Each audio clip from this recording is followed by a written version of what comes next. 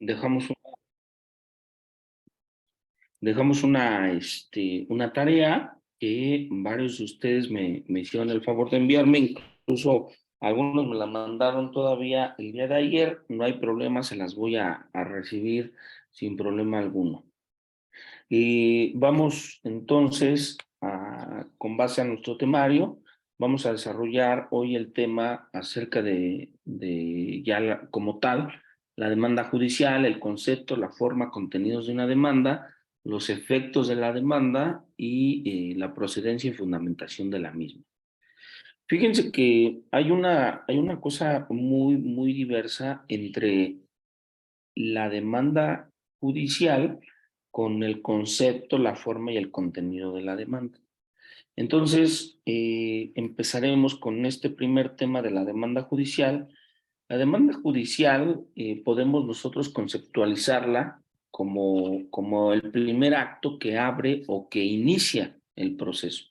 Eso es así como lo podemos determinar. Si gustan anotarlo, sería bueno que lo tuvieran el concepto. Repito que la demanda judicial, ¿okay?, la podemos conceptualizar como el primer acto que abre o inicia el proceso. ¿Sale? Hasta ahí. La demanda es el primer acto, insisto, que provoca que la función jurisdiccional en determinado momento se conozca acerca del ejercicio de una acción. Y entonces esta demanda judicial debe entenderse como una actividad concreta frente a un órgano jurisdiccional, llámese tribunales, llámese jueces, llámese tribunal administrativo o también puede llegar a considerarse como los órganos administrativos. Entonces, ¿de qué trata la actividad o en lo que consiste la demanda judicial? Insisto, es el momento en el que se ejerce la acción y esta debe entenderse como una actividad concreta de la parte actora para que tenga el conocimiento del órgano jurisdiccional, un órgano administrativo, los jueces, que conozcan acerca de cuáles son mis inquietudes, por qué me vengo yo a presentar ante el órgano jurisdiccional. Entonces, el hecho de que la demanda se presente, no hay que confundirlo con la elaboración de la demanda. Son dos cosas totalmente diferentes. Tener una demanda, es una cosa compleja. No, dependiendo de cada caso, dependiendo de cada situación concreta en la que nosotros nos encontremos o en la que se encuentren nuestros representados, nosotros tenemos que elaborar tal o cual demanda. Entonces, hay diversos tipos de acciones, hay diversos tipos de vías. Entonces, nosotros tendremos que tener una visualización de cómo nos vamos a presentar ante el órgano jurisdiccional. Entonces, insisto, el hecho de que se presente una demanda no se debe de confundir con el hecho de elaborar una demanda. Alguien en sus casas o en su oficina elabora elabora su demanda y la puede guardar incluso en su cajón, en su escritorio, y eso no quiere decir que esa demanda que ya esté elaborada, ya con ello incita al órgano jurisdiccional. O sea, sabemos por lógica, por coherencia, que tenemos que presentarla ante el órgano jurisdiccional. Entonces, cuando nosotros la presentemos ante el órgano jurisdiccional, ahí es en donde va a tener una trascendencia procesal. ¿Dónde se presenta una demanda? Porque muchas veces, pues los maestros nos pueden decir, oye, pues la demanda, tienes que elaborarla, y te dicen cómo elaborarla, te dicen que evidentemente, si voy a elaborar una demanda porque hay un proceso judicial, pues lo tengo que presentar ante los jueces, como ya lo vengo diciendo, pero nunca te dicen en dónde. Bueno, pues en este prestigiado Instituto Magíster, aquí sí les vamos a decir desde el principio dónde se presenta, cómo y por qué. Entonces, cuando tú elaboras una demanda, cuando tú ya tienes un caso concreto y este caso concreto refleja la inquietud de presentarse ante el órgano jurisdiccional, se tiene que presentar ante una oficialía de partes común, así se llama esta, es oficialía de partes común. ¿En qué consiste la labor de la oficialía? De recepcionar, va a recepcionar todas las demandas iniciales que se han de presentar por las partes actoras. También va a recibir las contestaciones de demanda cuando esta contestación de demanda la estás presentando fuera de horario hábil. Ojo, el horario hábil, por ejemplo, hablemos del Tribunal de Ciudad de México, el horario hábil de Ciudad de México en el que están abiertos los juzgados como tales de 9 a 3 de la tarde. Sin embargo, la oficialidad de partes común del Tribunal del Poder Judicial de la Ciudad de México trabaja, ¿sí?, para la recepción de exhortos, para la recepción de oficios, para la recepción de algunas demandas iniciales, mejor dicho, para la recepción de demandas iniciales, para la recepción de despachos, entre otras cosas. Trabajan ellos de 9 de la mañana a 3 de la tarde, ¿sí? Ese es su primer turno. Y el segundo turno es de 3 de la tarde con 1 minuto hasta las 11:59 de la noche. Entonces, si yo voy a producir una contestación de demanda, y esta demanda, mi término es el día lunes, por citar un ejemplo, yo tengo hasta antes de las 11:59 del día para poder presentar este escrito de contestación de demanda, y evidentemente lo voy a presentar ante la oficialía de partes común. ¿Por qué? Porque pues, la oficialía de partes de cada juzgado correspondiente, al ya no ser un horario hábil después de las 3 de la tarde, pues entonces ello implica que se cierre su recepción y ahora la tenga que presentar en la oficialidad de partes común. Entonces, después de las 3 de la tarde con 1 minuto, la oficialidad de partes común empieza a recepcionar escritos de contestación de demanda y entre otros, o sea, incluso también escritos iniciales, etcétera, etcétera. Esta oficialidad de partes común yo la voy a encontrar en las sedes principales de cada Tribunal Superior de Justicia.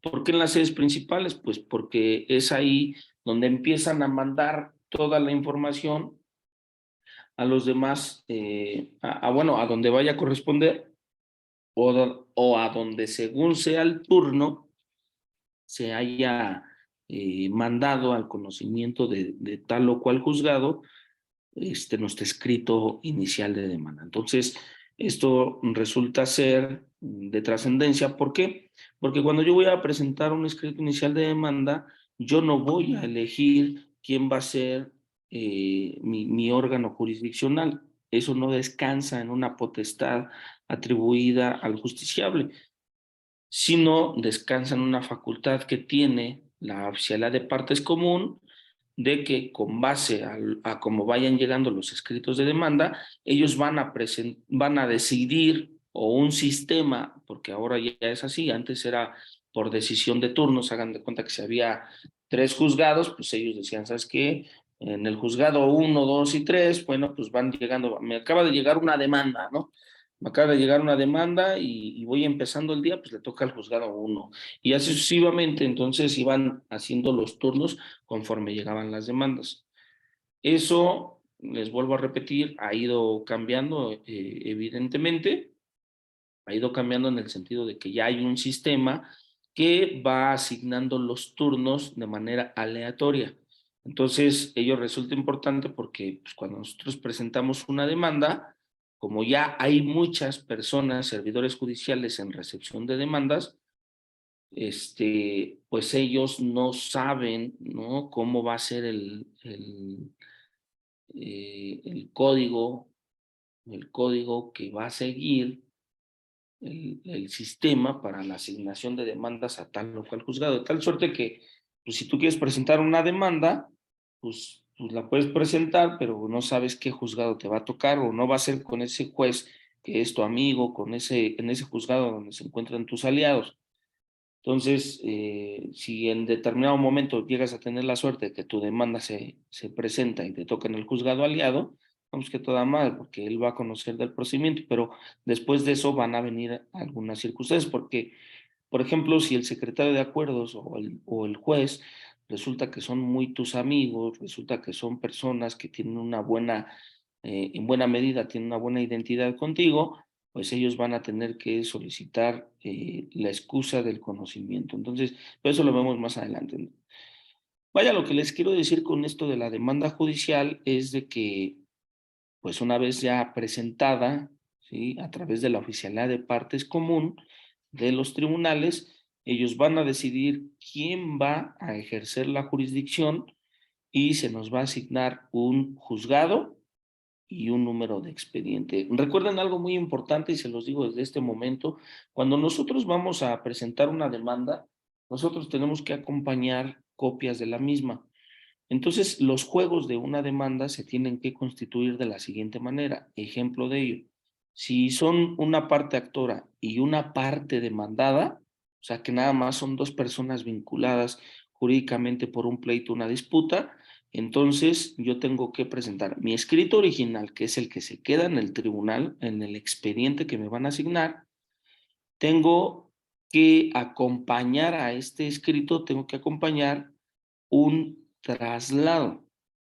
Este traslado no es otra cosa más que una copia de mi demanda para que en el momento que se emplace a juicio, se notifique del procedimiento a la parte demandada, se le haga saber qué es lo que yo estoy reclamando. Entonces, una copia fiel, así, una copia fiel de mi escrito inicial de demanda, tengo que anexar. Y tengo que tener otro documento que viene anexo igual, otro documento que es igualmente una copia fiel de la demanda original, y esta copia fiel me va a servir como acuse, perdón. ¿Por qué? Porque cuando yo ingreso una demanda a través de la oficialidad de partes, la oficialidad de partes me va a asignar un juzgado y un número de expediente, me va a poner ahí de manera pormenorizada qué es lo que yo estoy presentando, que es una demanda, los anexos, documentos, lo que yo vaya a anexar, me lo va a poner en ese apartado, en ese acuse, me lo va a poner el tribunal. Entonces yo con eso voy a patentizar que yo ya presenté una demanda y que presenté a lo mejor y los medios de prueba, y ahí van a venir detallados, clarificados. Entonces, resulta importante pues, comentarles esto para que no los vayan a agarrar en curva, de tal suerte que si yo presento una demanda, pero nada más llevo mi escrito original y una copia para mi acuse, pues, pues me van a prevenir o me pueden hasta desechar la demanda por no haber presentado copias de traslado. Las copias de traslado son tantas sean necesarias. Si son 5 partes demandadas, yo tengo que presentar 5 juegos de traslado. Si son 10, pues presento 10. Si nada más es una, pues presento una. ¿En qué descansa esto? En saber cuántas personas tengo demandadas. Perdón, cuántas personas tengo demandadas. Mediante la presentación de la demanda, se desencadena ya una serie de actos procesales, todos los cuales van a constituir un conjunto de procesos. Adelante, Iris. Maestro, una pregunta. ¿A qué se refirió cuando dijo copia de las fojas de la copia de la demanda, pero copias fieles? La copia fiel, o sea, que tiene que ser una copia íntegra desde su contenido original. A eso me refiero con copia fiel. Es decir, que tiene que ser íntegro el mismo documento, o sea, tienen que ser gemelos. A eso me refiero. Y puede, por ejemplo, entonces eh, presentar tres originales pues, con la firma así original, o tiene que ser así forzosamente la original con la firma en tinta y a Pues, posterior las copias. en realidad no es necesario que se firme en tinta la copia de traslado, porque es copia de traslado. Entonces, eso sí resulta no ser necesario. Permítanme un momento, muchachos. Permítanme.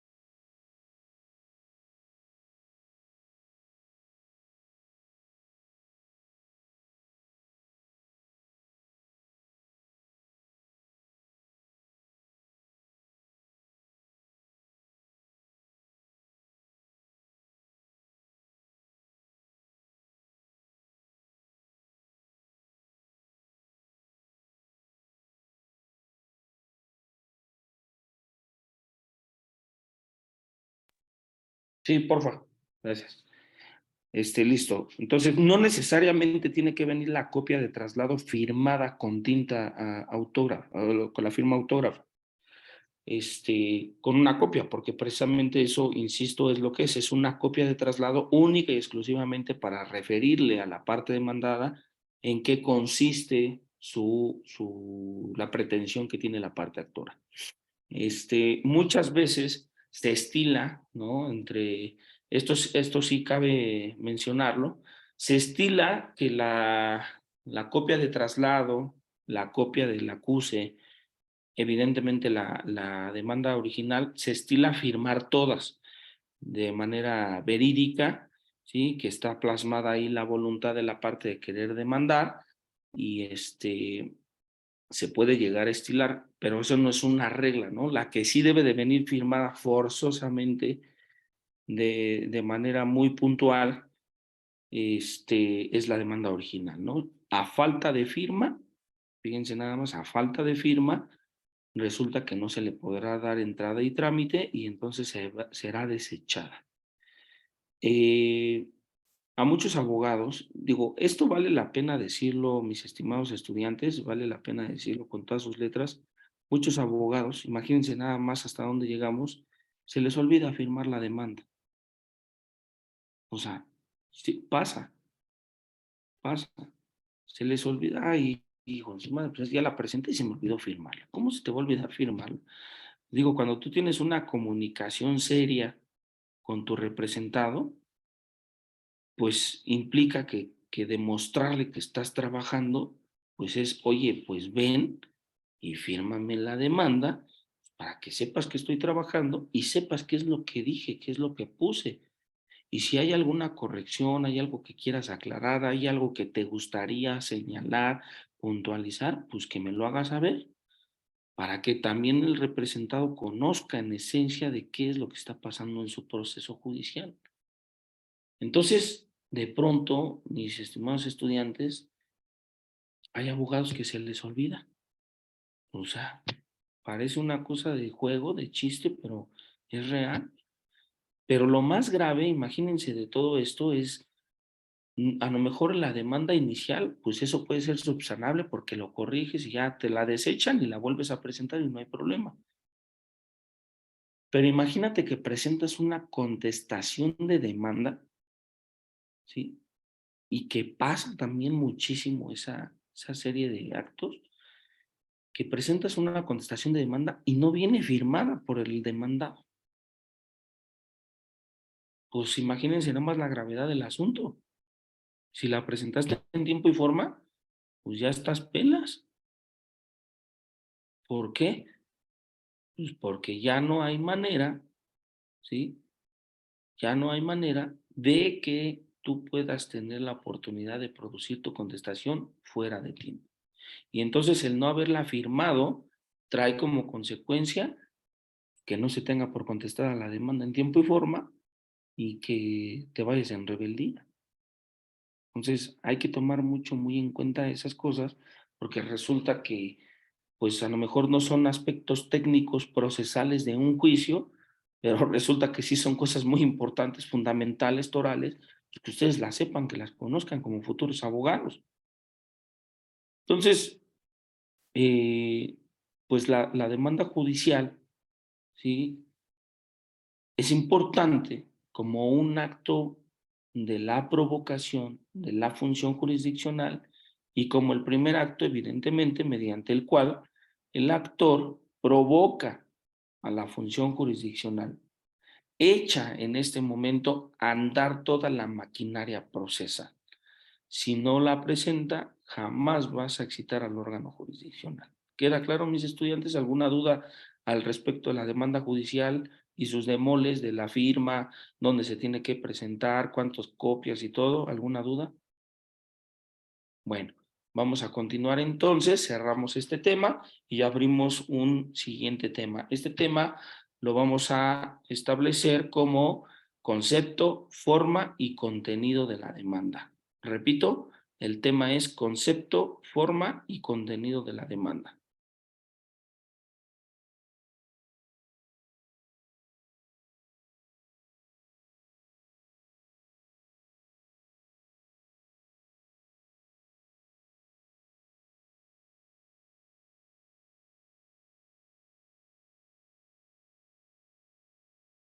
Bueno, entonces, pues ya más o menos dije un concepto anterior acerca de la demanda que se puede conceptualizar como el primer acto de ejercicio de la acción mediante el cual el pretensor acude al tribunal a reclamar para que se le hagan efectivos los derechos que él está pretendiendo.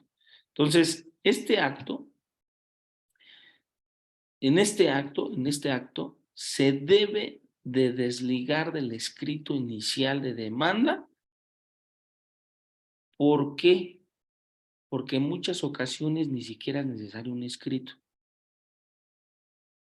Entonces, debemos de desligarnos de que para todo hay que hacer un escrito. No es cierto, hay muchas ocasiones, hay actuaciones que no necesariamente las tenemos nosotros que hacer eh, por escrito. ¿Cómo es esto? Miren, en materia de alimentos, en materia de derecho de familia, precisamente por el interés de la familia, porque son disposiciones de orden público, interés social, la ley evidentemente tiene que hacer una protección. Hagan de cuenta que ellos se tienen que poner unos lentes, ¿sí?, de protección de derechos de familia. Es decir, no pueden resolver a rajatabla como si lo hacen en el derecho civil, como si lo hacen en el derecho mercantil, no pueden resolver en el derecho de familia a rajatabla, es decir, con estricto apego a lo que dice la ley. ¿Por qué? Porque en el derecho de familia se pueden involucrar cuestiones tan sensibles como son los alimentos, la guardia y custodia, incluso el patrimonio familiar, entre otros, que son cuestiones muy sensibles que pueden ser objeto de que la estabilidad en la que se hayan involucrados los miembros de una familia se pueda ver mermada. ¿Y a qué me refiero con esto? Imaginemos que hay un estricto protocolo procesal para presentar las demandas, pero resulta que los alimentos son imprescindibles para la subsistencia de la persona acreedora de los alimentos.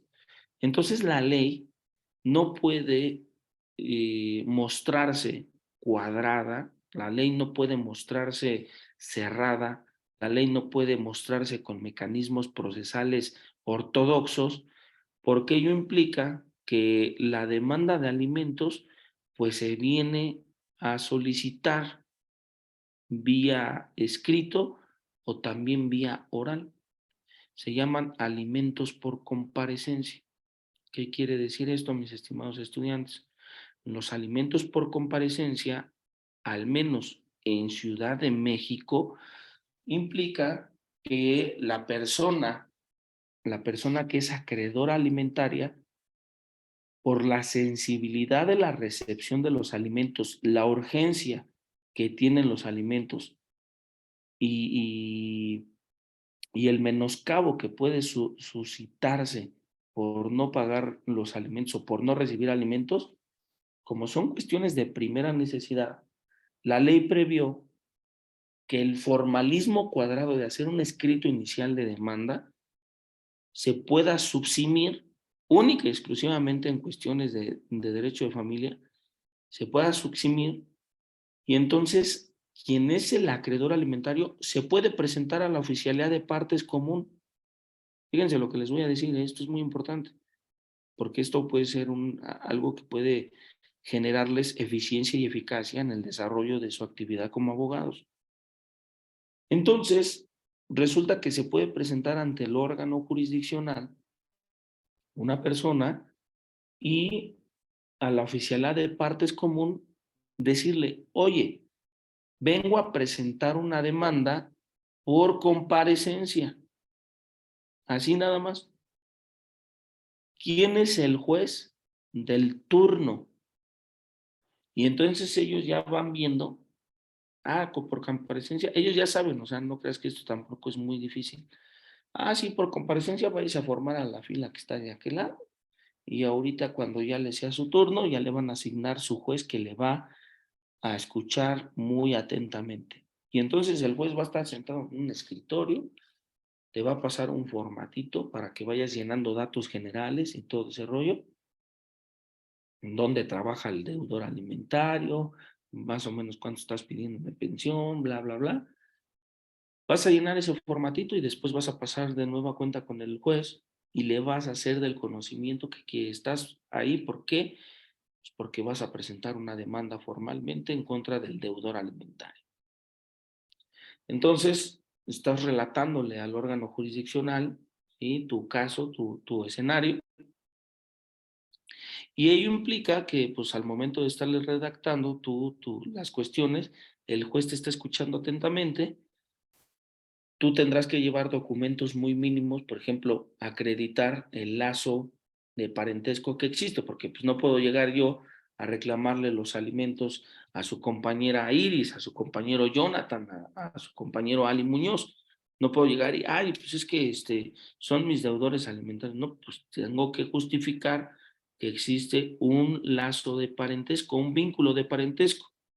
Entonces, ¿cómo lo acredito? Pues con un acta de matrimonio, con un acta de nacimiento, con una constancia de concubinato, con cualquier otra que a juicio del juez sea bastante y suficiente para acreditar una relación de hecho o una relación de parentesco, y que ello pueda ser considerado como el documento base para poder reclamarle los alimentos a una persona. Bueno, entonces, habiendo justificado eso, en ese mismo momento ya te está escuchando el juez, le justificas el lazo de parentesco y el juez va a acordar de conformidad tu pretensión, tu prestación.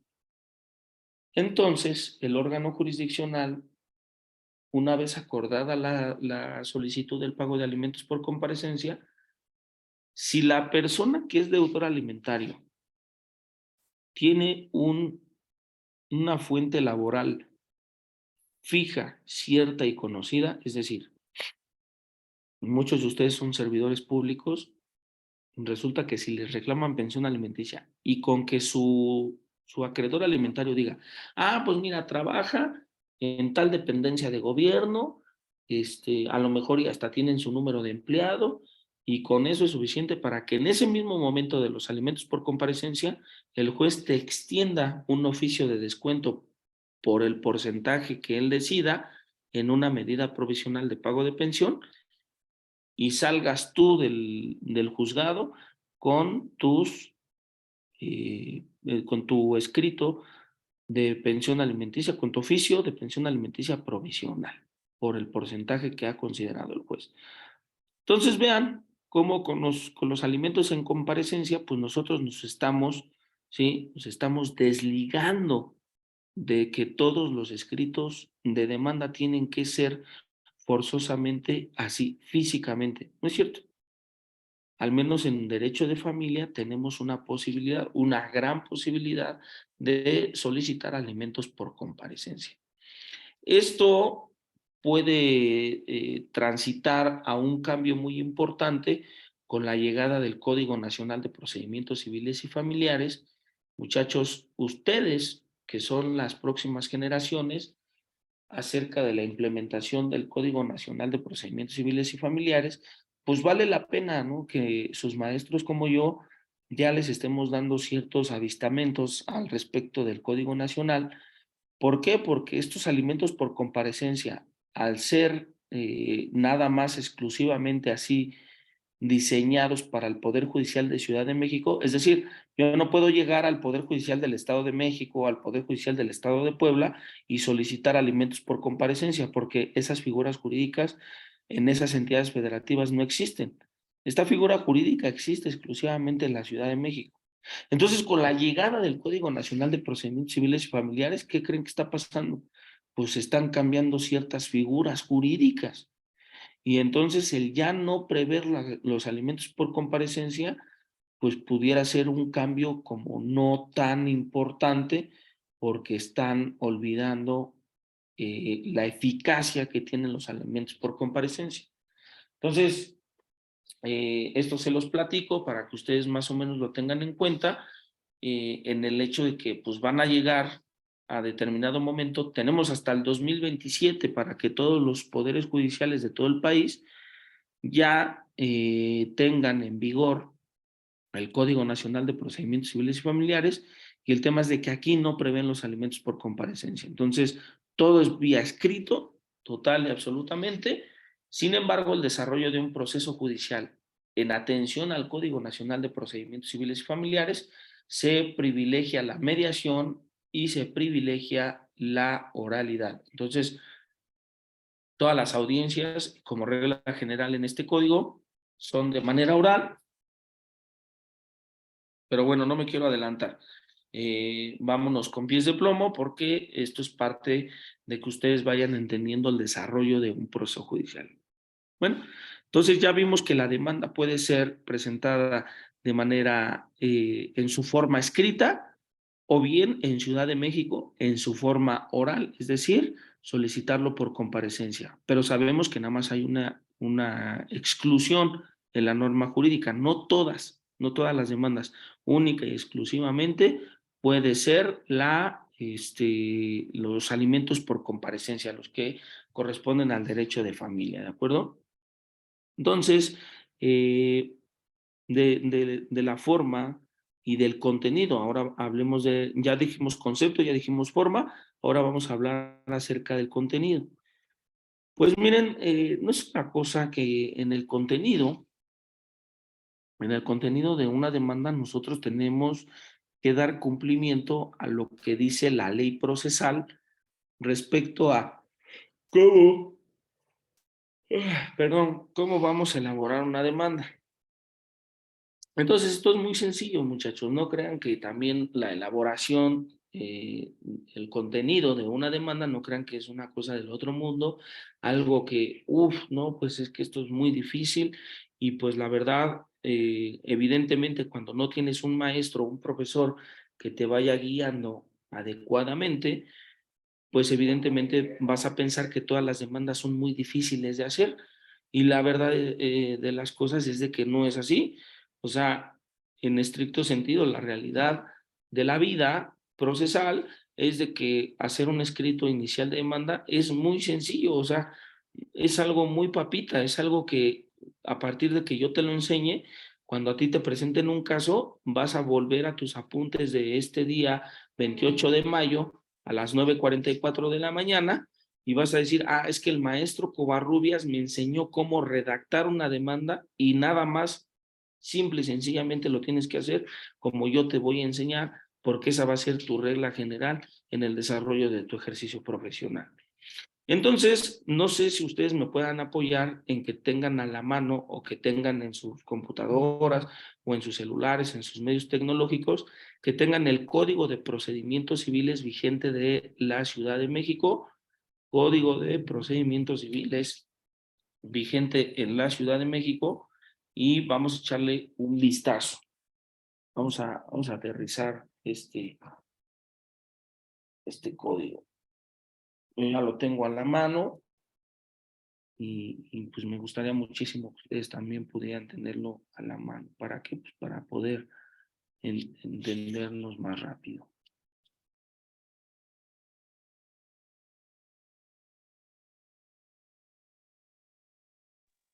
Maestro, Mande.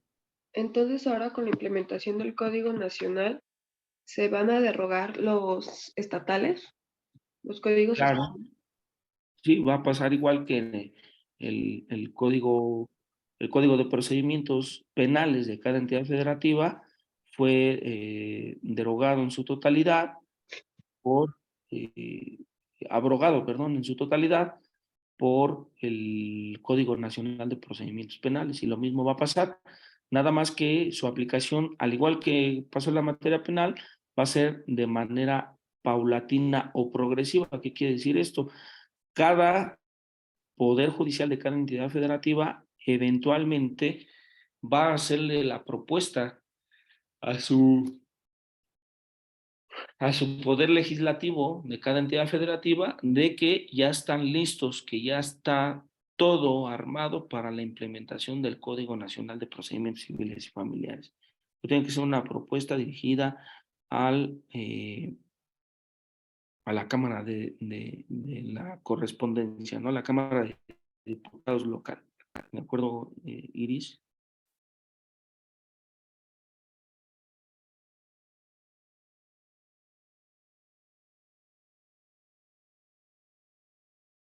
Ok, ¿ya tienen sus códigos estudiantes? Sí es importante que los tengan para que podamos ir viendo y abran su código entonces en el artículo 255, 255, 255 del Código de Procedimientos. 255. Si alguien ya lo tiene, hágame el favor de decirme y si le puede empezar a dar lectura, le voy a agradecer mucho.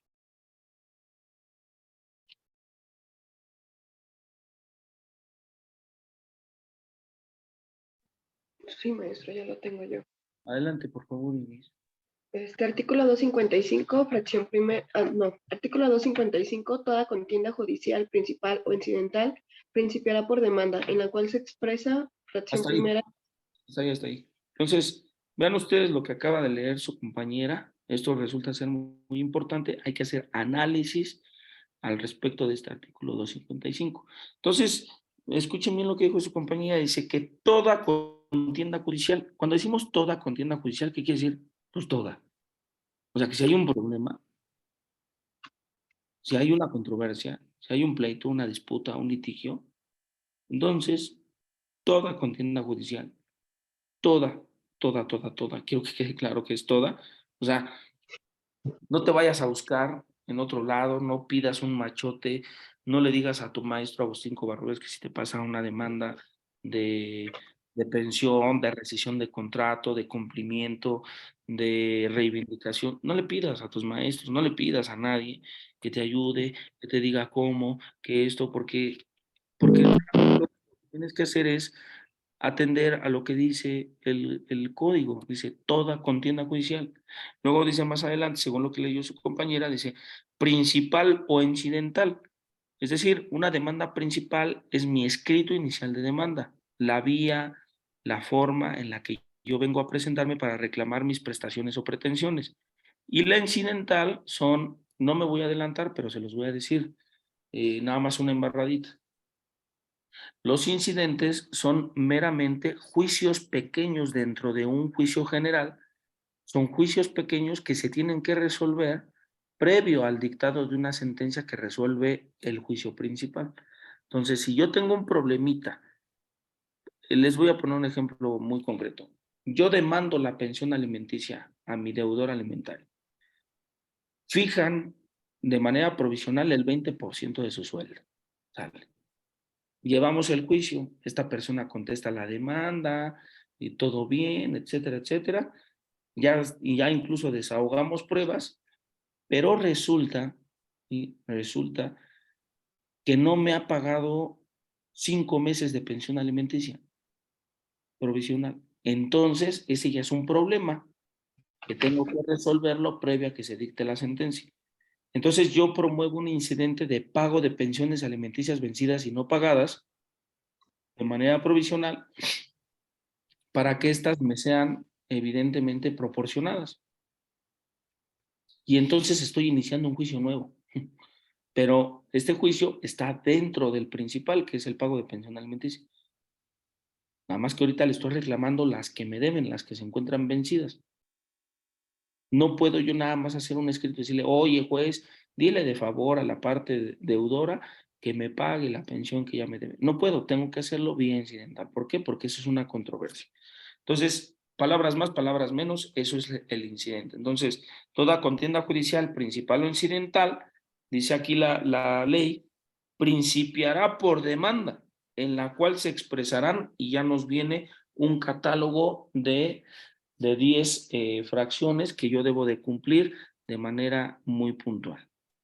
Ahora bien, esto es por tocante a lo que dice, si ustedes pueden ver en su código, al principio de este artículo dice título sexto del juicio ordinario. Dice título sexto del juicio ordinario.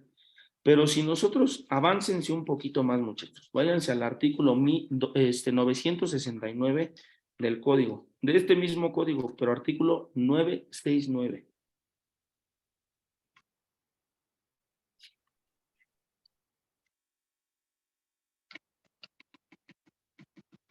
Si ustedes se pusieron en el código actual, ¿sí? Ustedes se pusieron en el código vigente, en el Código Procesal de Ciudad de México, dice título 17º del juicio oral civil, ¿sale? Entonces, de ahí nosotros tenemos que irnos al capítulo segundo, que es el artículo 980. Y dice el artículo 980, la demanda deberá presentarse por escrito y reunirá los requisitos siguientes. Entonces, ustedes me dirán, oye, profe, tú me acabas de decir que toda contienda judicial en términos del 255 se tiene que establecer con base al artículo 255, pero resulta que el artículo 980 también me está diciendo que una demanda debe de contener los requisitos. Aquí, ¿qué tenemos que determinar nosotros? Los requisitos son diferentes porque uno es el juicio ordinario y el otro es el juicio oral. Y el juicio oral surgió después. O sea, la regla general, la disposición general es del artículo 255. El juicio oral surgió en el año 2009, se publicó en el Código de Procedimientos Civiles vigente en la Ciudad de México. Entonces, son dos cosas totalmente diferentes. Bueno, cabe resaltar que de la lectura del citado artículo, la exposición de una demanda debe contener, o mejor dicho, no pueden dar la idea cabal de que el contenido, ¿sí? Que la idea que se plasmó solo se logrará leer los puntos propios del escrito. No, se tiene que leer de manera completa. Entonces, es recomendable que paralelamente al desarrollo del escrito que se realiza, hay que nosotros darnos una idea de cómo se deben de hacer minutas, misivas, cartas, cómo funciona la correspondencia. ¿Por qué? Porque es un mecanismo de comunicación el escrito inicial de demanda. Entonces tenemos un emisor y un receptor. Nosotros tenemos que verificar de manera adecuada cómo se hacen los escritos como regla general. No de demanda, sino como regla general. Porque hay cosas que tenemos que identificarlos para que la persona que va a ser el receptor de la comunicación pues sepa de qué se trata, quién es y por qué y todo. Entonces, en la estructura de la demanda, y esto no lo establece el código, implica necesariamente la existencia de 4 apartados o de 4 partes importantes. Anótenlo. Entonces, hay algo que este artículo, el 255, no señala, pero que sí son importantes. ¿Por qué? Porque son la regla general de todo escrito. Y son 4 apartados. ¿Sale? 4 apartados. Número 1, el preámbulo.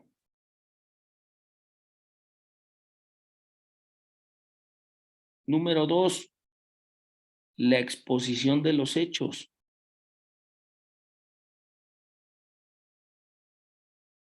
Número 3, la invocación del derecho.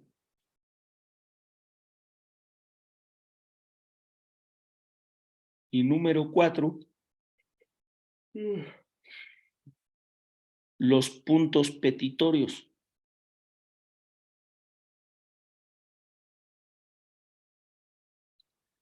A estas 4 partes quizás habría que agregarle otra que se llama rubro.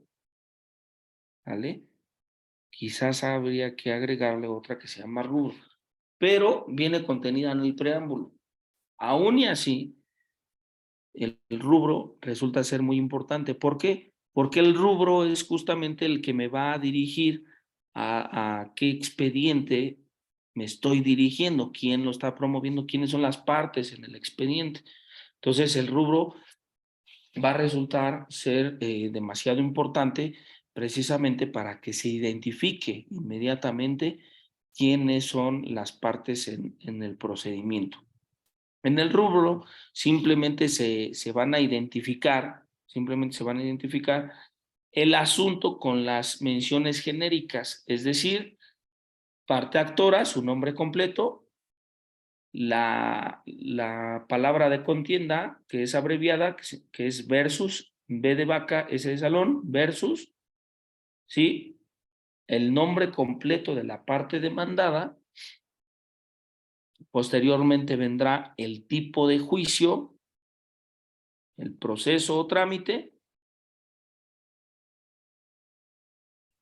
y el número del expediente. Esto sí es muy importante, el rubro pues es muy importante porque es ahí donde van a identificar, van a señalar cómo se tendrá, a dónde se va a dirigir dicho escrito, tal o cual escrito, ¿sale? Entonces, sí es importante. Esto simplemente es una cuestión consagrada por el uso, por la práctica, de identificar a dónde se va a dirigir un escrito que nosotros presentemos. Entonces, el rubro suele ponerse, como ya lo dije, al principio de cada escrito que va dirigido a los tribunales y suele ponerse en la parte superior de todo escrito en el lado derecho. Viendo el documento de frente, es parte superior, lado derecho. Digo, esto ya nada más son cuestiones de formalismos, ¿eh? O sea, realmente esto ni viene en la ley, ni se encuentra establecido, ni mucho menos. ¿Por qué? Porque nada más es una cuestión incluso de formas de presentarse en escrito. Si tú lo presentas del lado derecho o del lado izquierdo, pero sí en la parte superior, esto sí siempre debe de ser en la parte superior del rubro, si lo presentas del lado extrema derecha o extrema izquierda, o sea, eso no es ningún problema, eso no resulta ser algo de trascendencia, ¿vale? O sea, eso es algo que nada más es de acuerdo a tus modos, ¿no? Entonces, posterior al rubro, viene ahí lo que estamos diciendo, que es el preámbulo. Y el preámbulo se identifica, si gustan anotarlo, se identifica el asunto, se dice quién es el actor, cuáles son sus generales como su nombre completo, su estado civil, su edad, su nacionalidad, su domicilio, lugar de nacimiento, su ocupación, etcétera. Esos son sus datos generales. Luego también vendrá la identificación del demandado, es decir, su domicilio y demás datos que sirvan para localizarlo e identificarlo. De tal suerte que con esos datos que yo proporcione van a poder identificar quién es la parte demandada. Eh, Cumplido con este requisito, en el mismo preámbulo debe precisarse qué es lo que se pretende, qué es lo que se quiere, qué es lo que se está demandando. ¿De acuerdo? También aquí vienen los datos de la identificación del representante en caso de que el actor, la parte actora, esté representada por algún apoderado o mandatario. Entonces también aquí se deben de establecer. E igual manera, como un uso y costumbre, en honor a este uso y costumbre, se identifica quiénes son los abogados que van a representar a la parte actora o a la parte demandada. Pero repito, esto es una cuestión de uso y costumbre, ¿sale? Es simplemente una cuestión consagrada al uso y la costumbre. No quiere decir que esto es obligatorio porque además el código así ni lo establece. Entonces, concluido el preámbulo, ¿sí? Que es una introducción general del asunto, vendrá la siguiente parte de la demanda. ¿Qué es la siguiente parte de la demanda que dijimos? La exposición de los hechos. Esta mención se encuentra reglamentada por el propio artículo 255. En una de sus fracciones habla lo referente a la fracción de la relación de los hechos, que debe de ser clara y sucinta. Esto quiere decir que la relación por el relato debe ser una narración sucinta, clara, precisa de los hechos. En este momento el actor da su versión de los hechos, empieza a explicarle, empieza a decirle al órgano jurisdiccional qué fue lo que sucedió. ¿Cómo lo va a hacer? Con circunstancias de modo, tiempo y lugar. Siempre les digo a mis alumnos, ¿no? Porque además yo tengo también, aparte de ser licenciado en Derecho, también soy licenciado en Criminología. Entonces siempre yo en mis clases de criminología, casi al principio, como cuando te empiezan a enseñar ciertos aspectos de criminología que se relaciona con la criminalística en algunas materias, porque son parte del tronco común, un maestro me recomendaba mucho leer las 7 leyes de oro, los 7 principios de oro, las 7 preguntas de oro. Es que no me acuerdo, ya tiene mucho que lo vi, pero se me quedó muy marcado eso. ¿Tú sabes, Iris, cómo se llaman? Pues son sinónimos, pero principalmente son las 7 preguntas de oro, porque son preguntas que como... ¿Ok? Son las 7 preguntas de oro para el perito, ¿no? Para el criminalista. Exactamente. Entonces, estas 7 preguntas de oro que tiene el criminalista resultan ser bien importantísimas y a mí se me quedó muy grabado porque son preguntas de qué, cómo, cuándo, dónde, para qué, etcétera, etcétera, ¿no? Yo se los recomiendo que lo lean porque en este pequeño libro, ¿sí? Te va diciendo a qué se refiere la pregunta qué. O sea, puede ser algo muy ingenuo, puede ser algo que nosotros nos podemos preguntar todo el tiempo, pero resulta que este libro sí te viene a detallar, o sea, en qué consiste la pregunta qué, en qué consiste la pregunta cuándo, cómo, dónde, etcétera. ¿Y qué creen? Esas 7 preguntas de oro, nosotros, en los hechos constitutivos de nuestra demanda, nosotros tenemos que darle contestación, pero no vamos a poner las preguntas, qué, cómo, cuándo, dónde, no, sino que nosotros al momento de estar expresando de manera detallada, ¿sí?, los hechos de la demanda, nosotros nos debemos de ir contestando esas preguntas. ¿Por qué? Le vamos a presentar, le vamos a postular al juez una razón suficiente de lo que está pasando. Y entonces al contestarnos nosotros estas preguntas, vamos a tener coherentemente y de manera sucinta, como lo exige la norma, vamos a tener de manera sucinta el relato de los hechos, lo que está sucediendo en el mundo fáctico. Entonces yo les propongo que cuando sean sus escritos de demanda, establezcan y cómprense este libro, que es un libro muy económico, no sé, incluso hasta ya lo pueden encontrar en internet copiado en PDF, y échenle un vistazo. Les va a ayudar como no tienen una idea. Yo estoy agradecidísimo con la vida de haberme dado la oportunidad de darle clase a los criminólogos y que encontrara yo en los criminólogos una diversidad de ciencias que tienen que apoyarse para poder hacer análisis criminológicos, y le estoy agradecidísimo con la vida de que me dieran la oportunidad de estudiar la carrera de criminología, porque eso me hizo como la carrera multidisciplinaria. ¿Qué quiero decir con ello?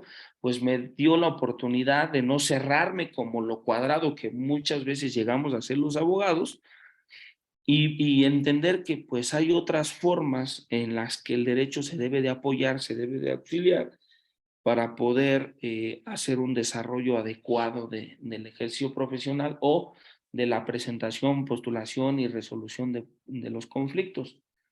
Entonces, ya en otro momento les voy a explicar otras cosas. Si es que tengo la oportunidad de volverles a dar clase, les voy a explicar otras cosas en las que se relaciona tantísimo la criminología con el derecho, que no son ajenas, son apoyo una con otra, porque, bueno, ya se los explicaré en su momento. Pero mire, nada más algo tan sencillo, algo tan básico.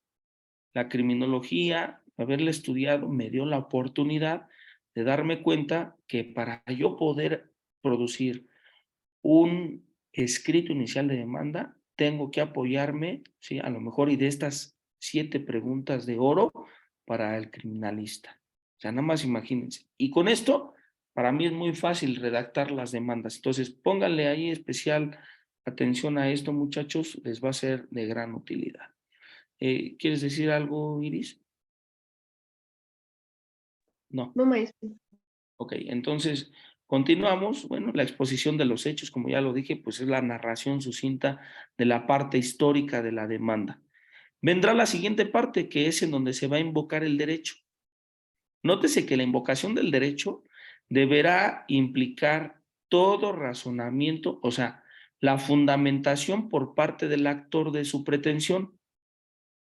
¿Qué quiero decir? En ella deben decir por qué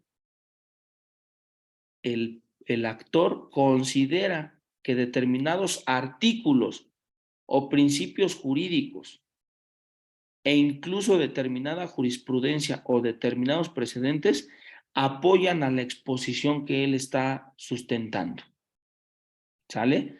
O sea, ¿cuáles son los artículos? Por ejemplo, no, pues la rescisión de un contrato. Ah, bueno, vale. Entonces, el Código Civil de cada entidad federativa, tengo muchas agruras, el Código Civil de cada entidad federativa va a determinar cuáles son las causas de rescisión de los contratos o las causas de terminación de un contrato. Entonces, si yo voy a rescindir un contrato, pues no voy a aplicar los artículos de terminación de contrato, voy a aplicar los artículos de rescisión de contrato. ¿Sí se entiende esto? O sea, si yo voy a reclamar el cumplimiento de un contrato, pues entonces voy a ir a los artículos de cumplimiento de contrato. No me voy a ir a los artículos ni de rescisión ni de terminación, porque esos no son aplicables a lo que yo vengo a establecer, a postular, a reclamar. ¿Estamos de acuerdo? O sea, yo tengo que revisar, echarme una leída a todo mi código para ir viendo dónde se encuentran establecidas ciertas instituciones y figuras jurídicas que eventualmente se va a encuadrar esa hipótesis normativa en el hecho fáctico que está aconteciendo, perdón, a mi representado. ¿Qué quiero decir con ello? Recuerden que todos los artículos que están previstos en nuestras normas jurídicas, en todas en general, son hipótesis normativas. ¿Por qué son hipótesis? Porque es algo que puede llegar a pasar, que no sabemos si se va a dar, pero puede llegar a pasar, y si se da, entonces la hipótesis resulta ser correcta y por lo tanto la conclusión es de que se debe de aplicar este precepto legal. Si en el actuar, en el devenir de mi vida, me veo dentro de este tipo de circunstancias, pues entonces ya sabré que tengo que aplicar la hipótesis normativa que se encuentra en lo que yo vengo a reclamar. ¿Queda claro, muchachos? Bueno, al terminar esta parte del razonamiento jurídico de la invocación del derecho, prácticamente la demanda está concluida con esto. Ya solamente va a faltar el último punto del escrutinio que establecimos, que son los puntos petitorios. ¿Qué son los puntos petitorios? Bueno, pues ellos vienen a constituir un auténtico resumen muy condensado de lo que se está solicitando al tribunal. Es decir, se está pidiendo que se decida en tal o cual sentido que se condene a la parte demandada al cumplimiento de determinada conducta que reconozca de las pretensiones o del escrito inicial de demanda. Estos puntos suelen ser muy breves. A veces la redacción de los mismos no va más allá de 1 o 2 renglones, en donde en forma muy resumida se le está pidiendo al tribunal lo que desde el escrito inicial, desde que todo lo anterior se está deseando o pidiendo. Entonces, si nosotros nos remontamos al artículo 255, el artículo 255, ustedes podrán ver que dice, fracción primera, el tribunal ante el que se promueve. Pues evidentemente, cuando tú haces un escrito, una carta, una solicitud o algo, una carta de recomendación, qué sé yo, cualquier tipo de misiva que vayas a realizar, pues le tienes que poner a lo mejor y hasta la fecha, el lugar, y abajo de eso le pones a la persona a la que va dirigida, ¿no?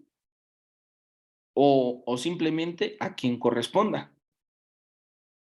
Entonces, en la ley, el artículo 255, te establece la fracción primera, pues, ¿quién es esa persona que debe de conocer acerca de una demanda? Y te dice, el tribunal ante el que se promueve. Pues si tu controversia es en el Estado de México, pues ¿quién va a ser el tribunal ante el que se promueve? Pues el Tribunal del Estado de México. Si tu demanda es en Ciudad de México, pues ¿quién va a ser el competente? Pues el Tribunal de la Ciudad de México. Solamente que en este apartado, muchachos, debes tú de poner singular atención en qué tipo de demanda estás haciendo. Si es una demanda mercantil, si es una demanda laboral, si es una demanda civil, familiar, ¿qué tipo de demanda estás? Entonces, el tribunal ante el que se promueve será aquel de acuerdo a la inquietud, al tema de tu proceso jurisdiccional. Es decir, si yo vengo a reclamar el pago de pensión alimenticia, el juez competente o el tribunal competente será, y esto es en Ciudad de México, voy a reflexionar de nuevo, si yo tengo una demanda de alimentos en la Ciudad de México, entonces el tribunal competente será el juez de lo familiar en turno en la Ciudad de México. ¿Por qué? Porque no le puedo poner juez primero familiar, segundo, tercero, cuarto, quinto o hasta 42 juzgados familiares que existen en Ciudad de México. No le puedo poner un número porque yo todavía no ingreso mi demanda. Entonces, dentro del concurso aleatorio para la decisión de quién va a resolver mi controversia, pues yo todavía no sé quién es. Entonces tendré que ponerle la leyenda. Juez de lo familiar en turno de la Ciudad de México. ¿Sale? Con esto yo ya estoy cumpliendo con la primera fracción de mi escrito inicial de demanda. Luego, fracción segunda. Ustedes váyanme siguiendo, por favor, en sus códigos. Dice, fracción segunda, el nombre y apellidos del actor y el domicilio que señale para oír y recibir notificaciones. Entonces, al respecto del nombre y domicilio del actor, para oír y recibir notificaciones, esto es muy fácil, hagan de cuenta. Pues, si el actor resulta que soy yo, entonces, Agustín G.U. Covarrubias Sotelo. Así voy a empezar a redactarlo. Agustín G.U. Covarrubias Sotelo. Puedo poner mis generales, como lo dijimos en el preámbulo, no tengo ningún problema. Pero si yo nomás cumplo de manera estricta con lo que dice la fracción segunda, que es mi nombre y mi domicilio, tampoco hay ningún problema, porque las cosas se están haciendo como lo dice la ley. ¿Queda claro? Solamente que hay muchos abogados que adornamos como esta parte con los datos generales, entre otras cosas, pues a lo mejor y para darle una información más detallada, más precisa, más concreta de quién soy yo al órgano jurisdiccional. Entonces, estudiantes, yo con la simple pronunciación de mi nombre, Agustín G.U. Covarrubias Sotelo, quien tiene su domicilio para oír y recibir notificaciones, el ubicado en calle La Malagueña, número 102, Colonia Benito Juárez, municipio de Nezahualcóyotl, de Estado de México. Se acabó. Con eso es suficiente. Con eso ya cumplí con la fracción segunda de mi escrito inicial de demanda. Al cumplir con este requisito y al no tener la necesidad de poner otras cosas que no prevé la ley, puedo adornarlo, ¿sí? Puedo adornarlo con, con las cuestiones de uso y costumbre, ¿de acuerdo? Pasamos a la fracción tercera, que dice la fracción tercera. Dice, el nombre del demandado y su domicilio. Entonces, el nombre del demandado es, un ejemplo, Iris Martínez, quien tiene su domicilio para ser debidamente notificada y emplazada del presente procedimiento, el ubicado en, un ejemplo, calle Norte 3, número 109, Colonia Central, municipio de Nezahualcóyotl, de Estado de México. Ahí está. Ya cumplí de manera estricta con lo que refiere la fracción tercera del artículo 255. Y me paso a la fracción cuarta. Dice la fracción cuarta, dice, el objeto u objetos que se reclamen con sus accesorios. El objeto u objetos que se reclamen con sus accesorios. ¿Qué estás reclamando? ¿Para qué vienes? Ah, mira, pues yo primero, si voy a la rescisión de un contrato, entonces lo primero que quiero que se declare la existencia del contrato. Ese es mi objeto, porque puede llegarse a dar el caso de que las personas, aún habiendo firmado un contrato, lo desconocen la firma. Entonces, lo primero es que se declare judicialmente la existencia del contrato, el vínculo jurídico que existe entre la parte actora y la parte demandada. Como consecuencia de la anterior, ya viste, esta ya es una cuestión accesoria. Como consecuencia de la anterior, es decir, la cuestión accesoria, que se declare la nulidad, la terminación, el cumplimiento, la rescisión de dicho contrato que ya fue declarado como, como parte de una relación jurídica contractual entre el actor y el demandado. Entonces, siguiente punto accesorio. Como consecuencia de la prestación anterior, el pago de una pena convencional, y ya depende del caso concreto. A ver, lo voy a trasladar al tema de los, de los alimentos, de una controversia del orden familiar. Como principal punto, pues en una demanda de alimentos, el objeto que me trae es el pago de una pensión alimenticia.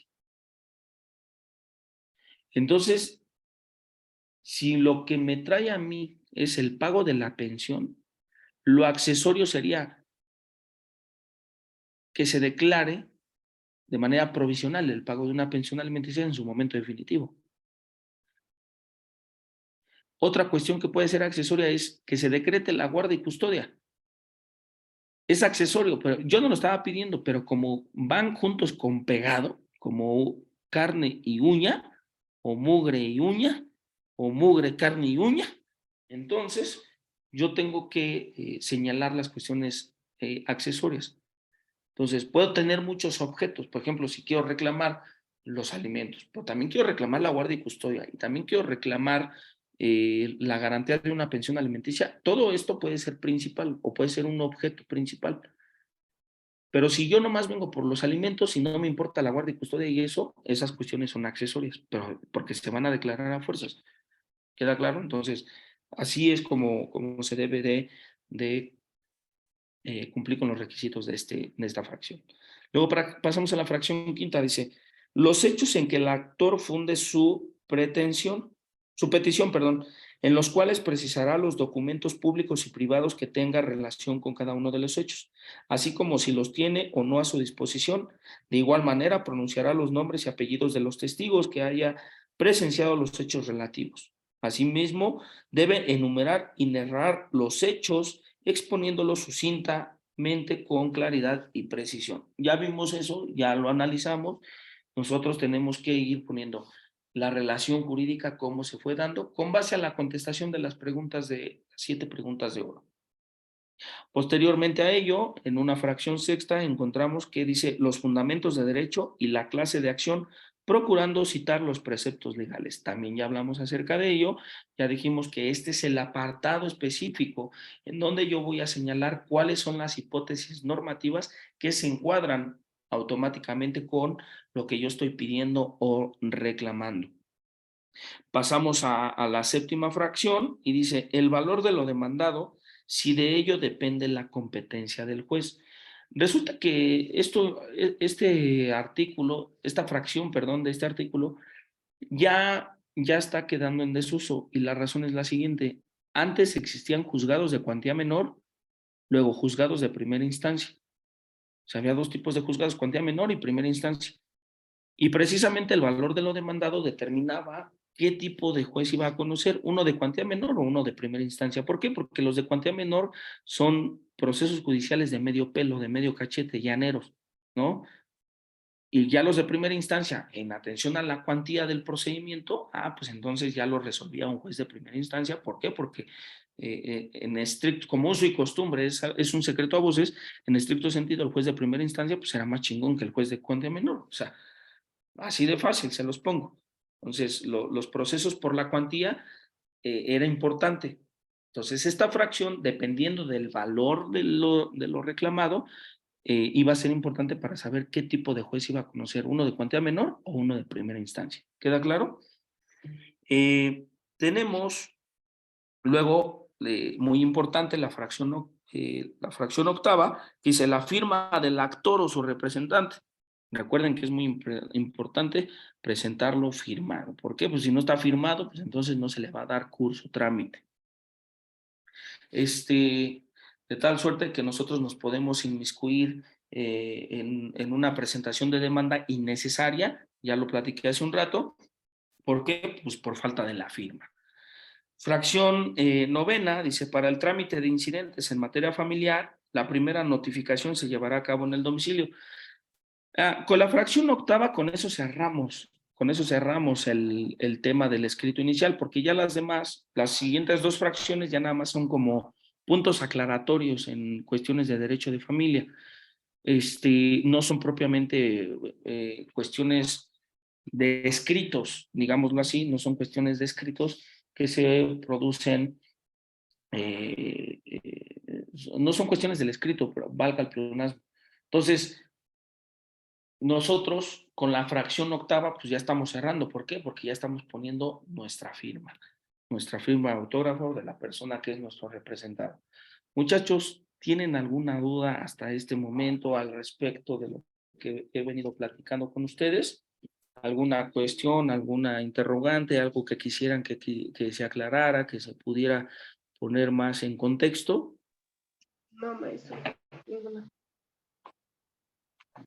No, maestro, gracias. Ok, por aquí Ali, tenemos a Wendy, a Pau, a Mari Carmen. Yo todo bien, maestro. Muy bien, gracias. Perfecto. Perfecto, mis estudiantes. Pues miren, la verdad es que es muy bonito hablar acerca del escrito, de la formalización del escrito inicial de demanda. Es algo que trae cosas muy padres porque si ustedes se van, por ejemplo, quieren hacer un escrito, oye, ¿cómo se hace un escrito de demanda con el nuevo sistema, con el nuevo modelo de justicia laboral? ¿Cómo se hace un escrito de demanda en materia laboral? Pues ahí viene la Ley Federal del Trabajo y viene casi los mismos requisitos del 255. Ujú. Maestro, ¿cómo se hace un escrito de demanda mercantil? Pues ahí vienen el artículo 1061 con relación al artículo 1000. ¿Qué artículo es?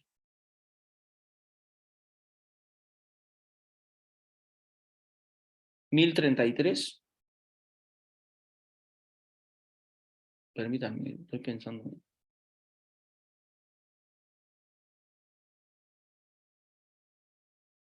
1390 bis, ya vino a mi mente. Artículo 1390 bis.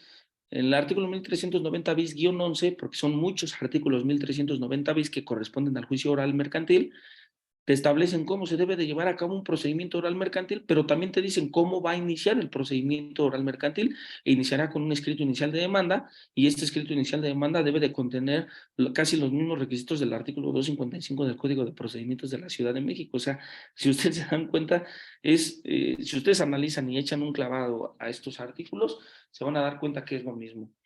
Dentro de su tarea, pues su tarea precisamente consistía en hacer una relación al respecto del artículo 255 con el artículo 2.108 del Código de Procedimientos. Si ustedes se dan cuenta, ¿no? Hay una convergencia que tienen el artículo 255 y el artículo 2.108 al respecto de las fracciones cada una de estos artículos. Ustedes podrán advertir, ¿sí?, que en estos artículos, pues básicamente se están cumpliendo con los mismos requisitos para la demanda. O sea, son exactamente los mismos requisitos. A lo mejor el orden, por ejemplo, en el del Estado de México no te dice que le tienes que firmar el escrito, no te dice, pero pues eso es algo muy obvio. Digo, el de la Ciudad de México sí te lo refiere, pero el del Estado de México no. A lo mejor hay cosas que ustedes pudieron haber encontrado, ¿sí?, como una diferencia entre, pues es que el artículo 255 con relación al artículo 2.108 en la fracción tercera me dice Perdón, la fracción segunda me dice nombre del actor y domicilio en el 255.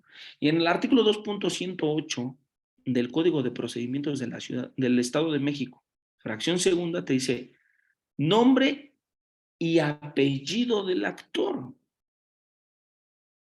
O te puede ir así como haciendo un cambio, un juego.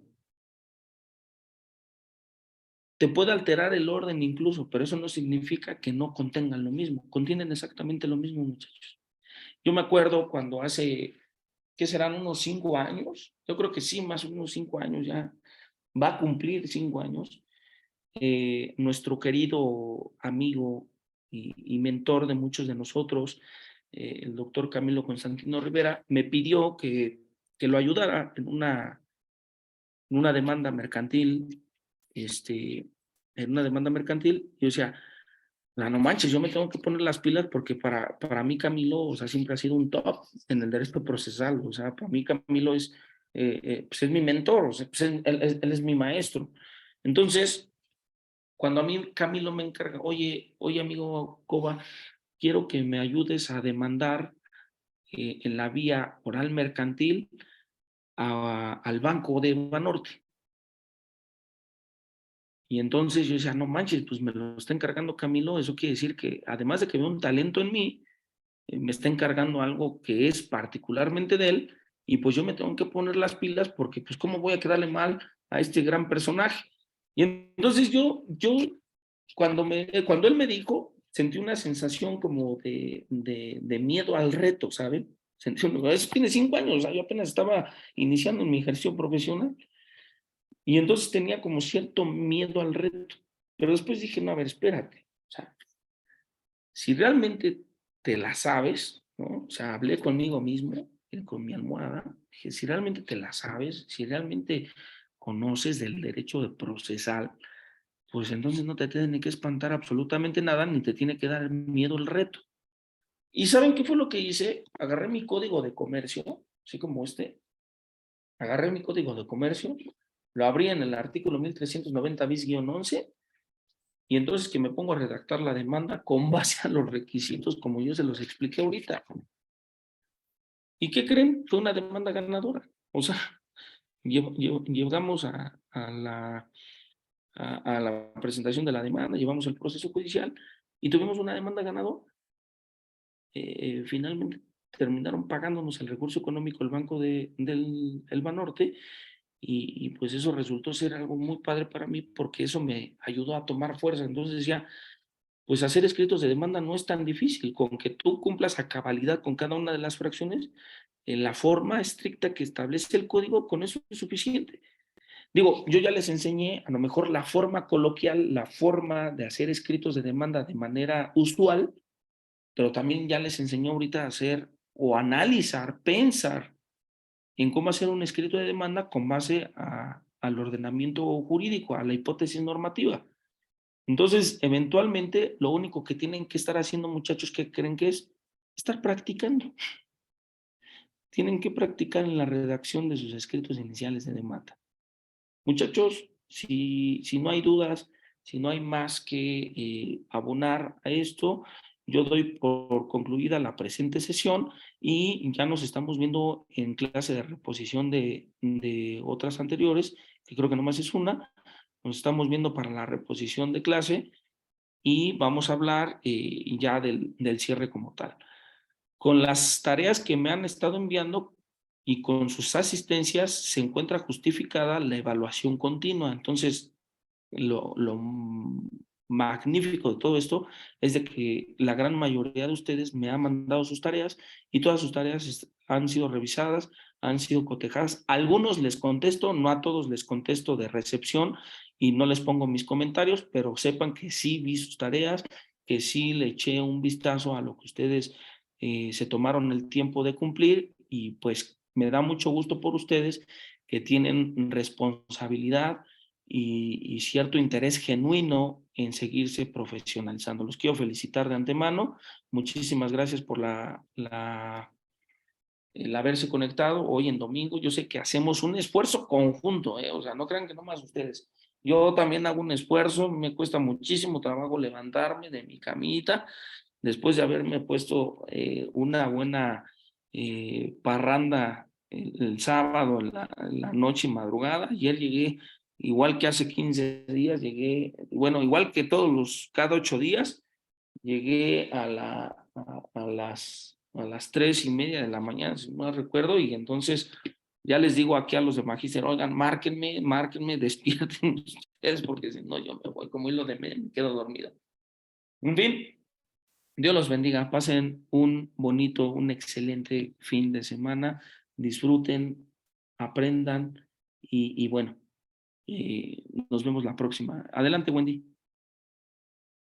Maestro, ¿va a hacer examen? No se preocupen tanto por el examen. Digo, ya les refería hace un momento que, o sea, sí tiene que haber un examen, pero pues el examen no tiene nada que ver del otro mundo con lo que no hayan hecho en sus tareas. Así de sencillo, ¿no? O sea, no hay más, ¿no? Las tareas, sí se dejaron varias tareas, tenemos 5, si no mal recuerdo, 5 tareitas, este, y sí, son como 5 tareas, y pues va a venir con relación a eso, ¿no? Y el examen tampoco no son más de 10 preguntas, o sea, 10 preguntas y se acabó. No tengo mucho tiempo de estar calificando exámenes. Entonces, Dios los bendiga, chicos. Nos vemos. Gracias, igual, maestro, gracias. Gracias, maestro. Hasta luego.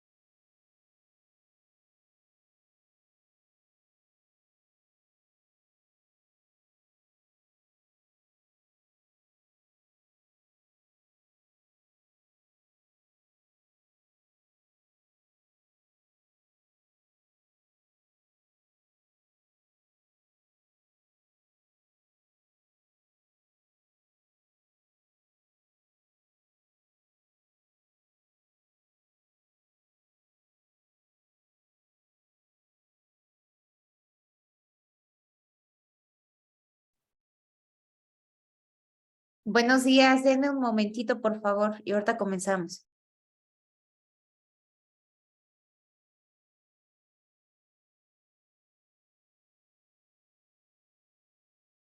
Buenos días, maestra Samara. En un momento, les indico a los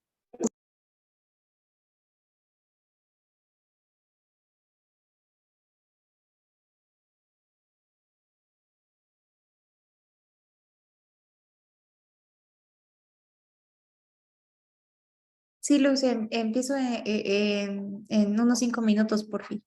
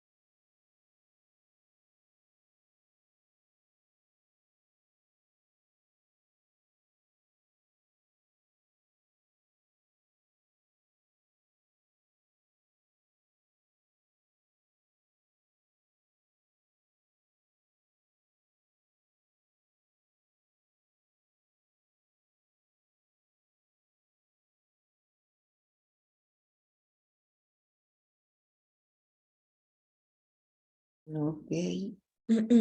Buen día.